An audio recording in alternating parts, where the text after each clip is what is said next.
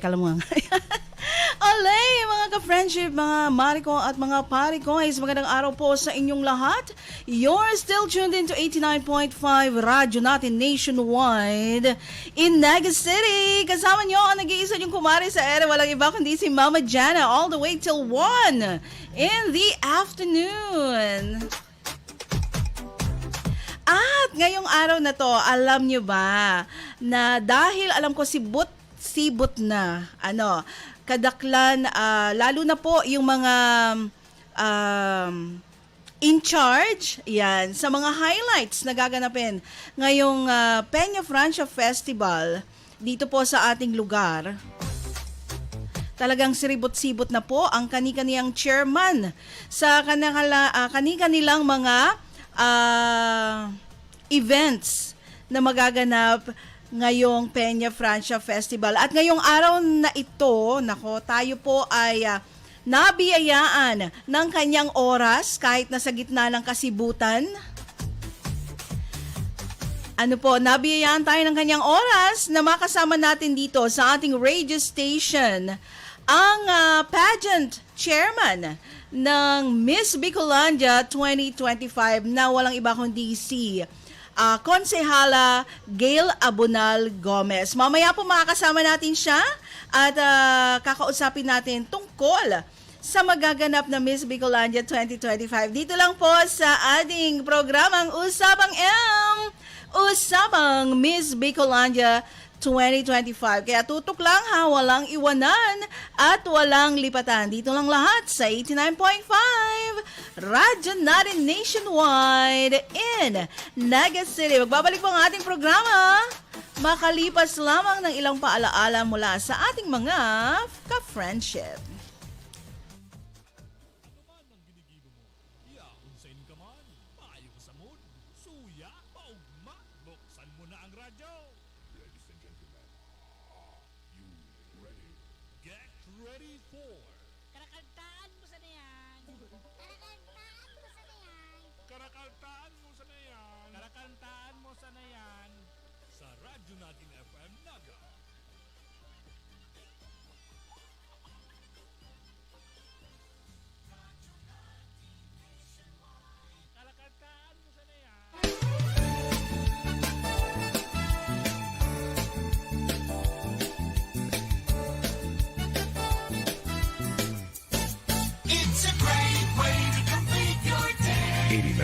.5 Naga City.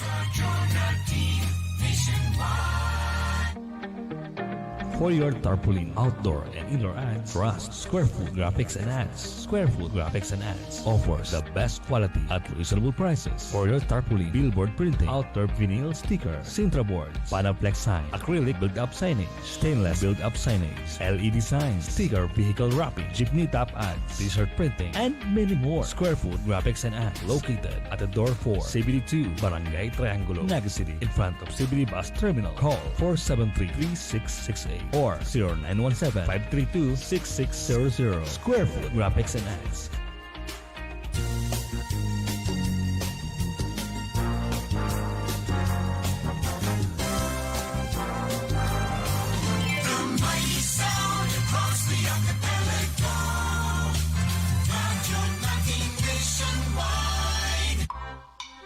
Anong M ang masarap? Usapang masinsinan, usapang makabuluhan, usapang mabilisan, usapang malikot-kalikot. Ano pa nga ba? Makinig na sa programang Usapang M. Usapang M. Kasama ang pinipiling special guest na pwedeng makachika. Usapang M. Dito sa 89.5 Radyo natin FM Naga. Usapang M.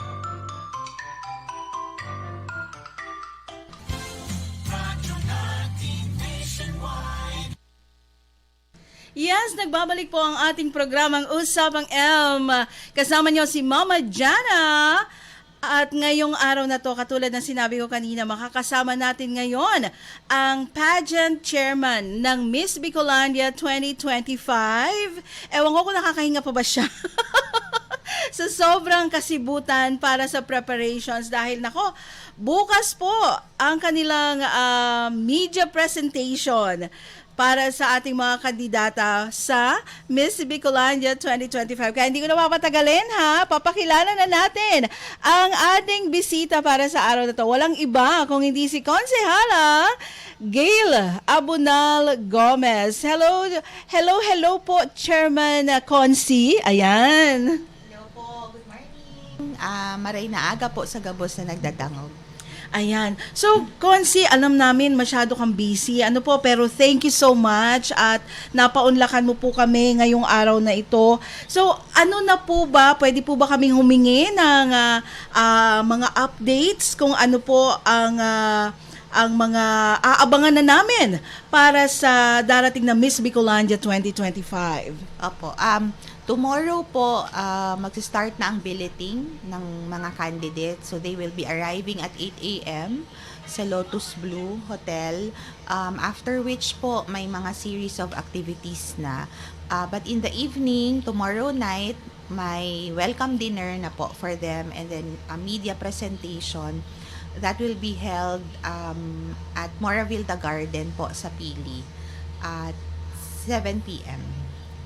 And then, ang pinaka-next po na activity, major activity is the preliminaries, swimsuit and long gown competition on September 6, Saturday, 6 p.m. at Robinson's Mall. Nako, parang feeling ko dudumugin yan. Ang swimsuit competition. Pero anyways, ako excited ako personally for tomorrow para sa welcome dinner and media presentation dahil nandun po kami and talagang up close and medyo personal makikilala namin ang ating mga kandidata. Ilan po ba sila lahat, Konsi? Yes. Sa ngayon po, 16, no? 17, alam namin 17 yung initially na ilabas namin. Pero may isa po tayong candidate na unfortunately hindi na makaka-join dahil may mga naging conflict po sa schedule niya. So, we have 16 candidates. Ayan, sa 16 candidates po na yan, Konsi, sino or saan nagmula yung pinakamalayo? Masbate. So, Masbate. we have two candidates from Masbate. From Naga, ilan po ang candidates natin? Dalawa din sila from Naga. Ayan, so from Masbate ang pinakamalayo.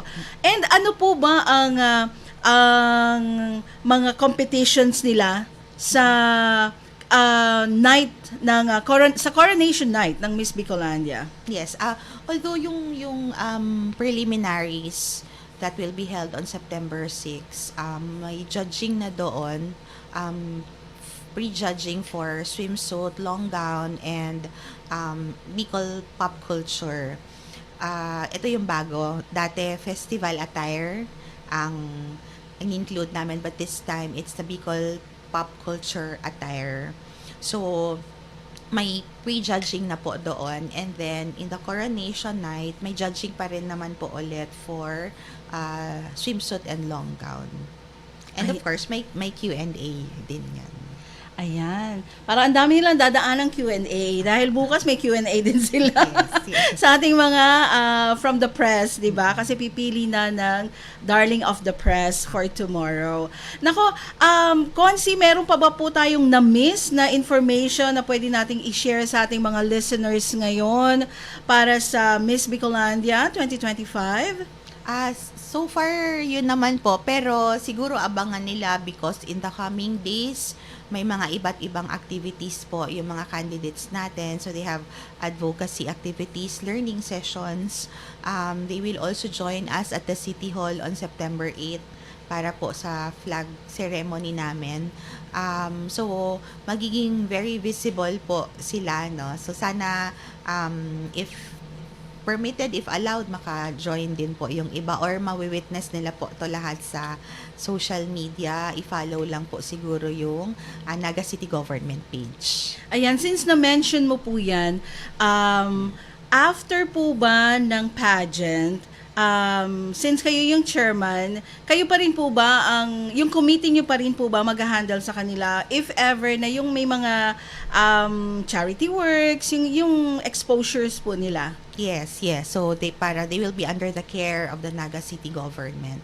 So ang thrust po kasi namin ngayon sa Miss Bicolandia, sana mas mag-surface yung meaningful purpose. So, mas pinupush po namin yung advocacy. That's why they're going to have learning sessions because tinitingnan din namin yung leadership, no, na parang it's not just about the crown, it's not just about because they're beautiful and talented, but it's also because may meaning kaming nakikita sa kanila, no, na at the end of the day they will be truly ambassadors of Naga City. So dapat alam din nila, kaya i-engage din namin sila how we run things in the government. Yun po yung magiging purpose or goal ng learning sessions. Ayan. So, Consi, curious lang po ako kasi hindi pa ako nakakasali ng mga pageant. Charot. Ayan. So, after po ba nito, meron na po ba mga line-up sila ng activities? Like, iikot ba sila sa buong region? Ano po ba ang mangyayari? Konting spoiler alert lang. After the coronation Yes, night opo. pa to, wala pa naman so far, no? But we will consider activities of the city na para sa amin dapat nandun yung presence. Not just the presence, no? Pero ano rin yung pwede nilang maging contribution. Ayan. Definitely Oo. po, we will engage them in our advocacies under the Naga City Gender and Development Council. So, yan po. Ayan. Pero maganda din sana, wala lang, opinion ko lang. Nang kasi title holder sila ng as Miss Bicolandia. So, maganda rin siguro kung yung ibang LGUs from the provinces na din sila, kunin din sila doon for their exposure and yung mga charity works, yung mga advocacies na related sa advocacy ng ating mananalo, ng ating mga crown holders, na para mas maging malawak yung pananaw nila and yung marireach nila as Miss Bicolandia. Ayan, so Consi, please invite them para sa darating nating mga activities and events for Miss Bicolandia 2025. Okay, so tomorrow, again po, tomorrow, we will welcome our candidates 8 a.m. at the Lotus Blue Hotel. In the evening po, may media presentation kami at the Moraville Garden. Yung swimsuit and long gown competition will be held on Saturday, September 6 at the Robinsons Mall. And then yung coronation night po will be on September 10 at the JMR Coliseum, 7 o'clock p.m.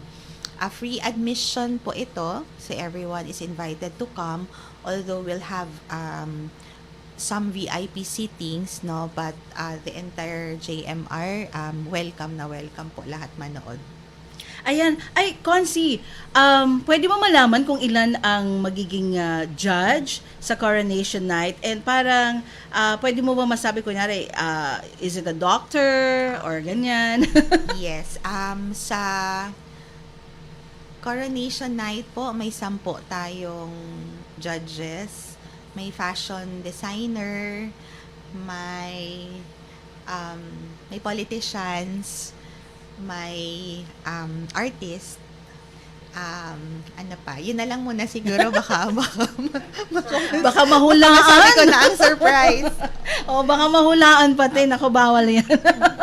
Anyways, thank you so much po sa iyong oras, Konsehala Gil Abunal Gomez. Ayan, and nako, yung sa lahat ng listeners natin at sa lahat ng nanonood sa ating FB Live ng radyo natin 89.5 Naga. Ayan po, may personal invitation na from the pageant chairman ng Miss Bicolandia 2025. Kaya nako, let's not miss this annual event para naman ipakita natin ang ating pakikisumaro. Ano po?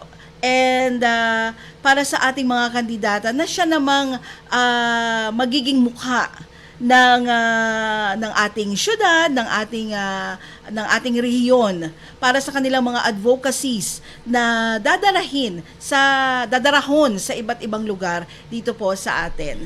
So, Consi, thank you so much. Maraming salamat po, and nako, sana makabalik ka dito sa aming station for more updates kung ano pa ba yung mga meron sa atin with you as our city councilor. Meron sana akong gustong itanong, kaya lang hindi siya related kasi sa Miss Bicolandia. Pwede ba yon, Miss Mafe? Pwede ko bang ano?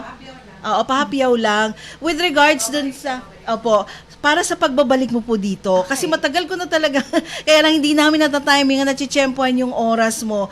But with regards po dun sa, with the mental health na resolution na pinasa mo po.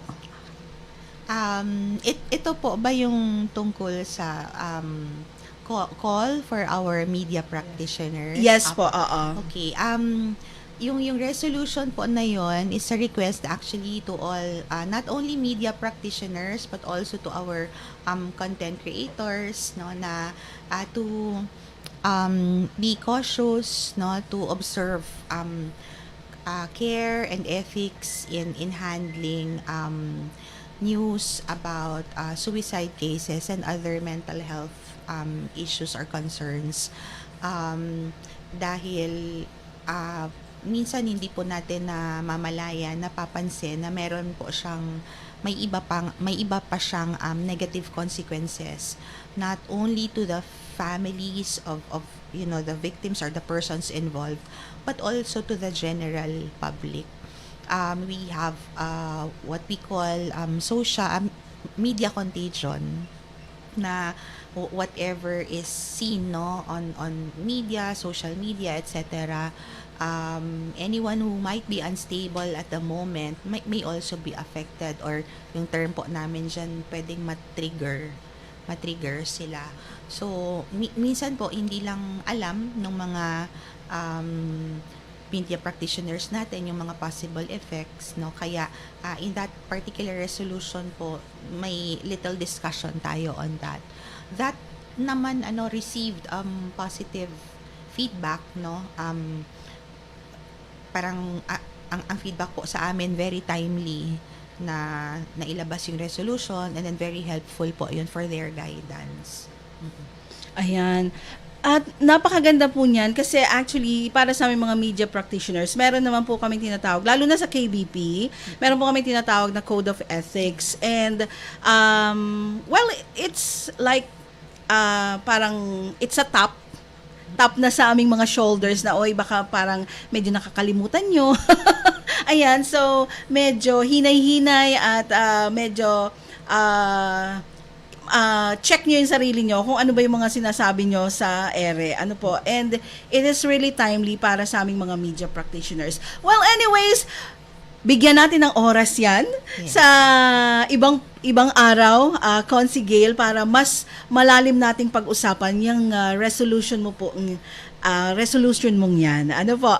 So, thank you so much again in behalf of our station manager, Miss Mafe Mariscal, and of course from all the staff of Radyo Natin Nationwide in Naga City. Thank you po sa pagpunta nyo dito sa aming station, for giving us time and the opportunity na personal ka po naming makausap ngayon with regards sa isa sa mga highlights ng ating Peña Francia Festival, ang Miss Bicolandia 2025. Thank you so much, at sa lahat ng nanood, maraming salamat po sa inyong lahat. Tuloy-tuloy pa rin ang ating programa dito lang po sa 89.5 Radyo Natin Nationwide in Naga City, kaya walang iwanan at walang lipatan. To God be all the glory. Thank you! Bye for now! Thank you, Consi! Thank you.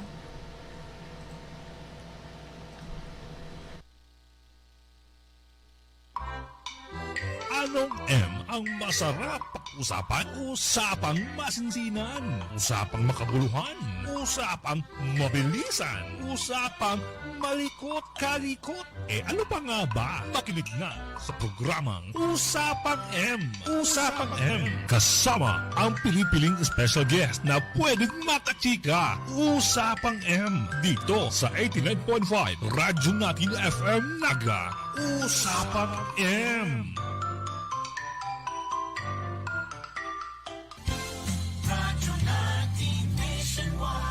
Paring Juan, kumusta? Mukhang big time ka na ngayon ah. Napagtapos mo na yung anak mo sa kolehiyo. May sariling negosyo pa. Anong sikreto mo? Pagsusumikap, sipag at tiyaga lang sa pagsasaka, paring Pedro. Sumali ako sa grupo ng mga magsasaka at dahil sa kanila, nakatanggap ako ng mga libreng binhi at abono mula sa Department of Agriculture. Nakasali din ako sa mga training kung saan natuto ako ng mga makabagong teknolohiya sa pagsasaka. Nakakahiram din ako ng mga libreng makinarya na bigay ng DA sa kanila. Dahil dyan, mabilis akong nakaipon dahil sa nadagdagan ng aking ani at kita. Mainam pala talagang maging miyembro ng grupo ng mga magsasaka. Hindi lang ikaw ang uunlad, kundi pati na rin ang iyong kapwa magsasaka. Kaya ano pang hinihintay mo, paring Pedro? Tara na sa opisina ng Farmers Association namin. Sagot ko na ang membership fee mo. Hinihikayat ng Department of Agriculture ang mga magsasaka na magmiyembro sa mga farmers, cooperatives and associations. Para sa karagdagang impormasyon, makipag-ugnayan sa opisina ng DA Bicol, Barangay San Agustin Pili, Camarines Sur. Sarong serbisyo publiko ng Department of Agriculture sa Bicol. For your tarpaulin outdoor and indoor ads, trust Square Food Graphics and Ads. Square Food Graphics and Ads offers the best quality at reasonable prices. For your tarpaulin, billboard printing, outdoor vinyl sticker, Sintra board, Panaplex sign, acrylic build-up signage, stainless build-up signage, LED signs, sticker vehicle wrapping, jeepney top ads, t-shirt printing, and many more. Square Food Graphics and Ads located at the door 4, CBD 2, Barangay Triangulo, Naga City, in front of CBD Bus Terminal. Call 473-3668 or 0917-532-6600. Square Food Graphics and Ads. Double light at barkada, sarap pagsama-sama. Doble suabe, daling inumin. Doble sarap, iandalhin. Easy lang, chill lang. Every moment ang gaan. Ang saya-saya, may kulitan, may tawanan, may sayawan. Double, double, double light. Double, double, double light. Double light gaan talaga. Emperador Double Light. Doble suabe, doble sarap. Drink responsibly.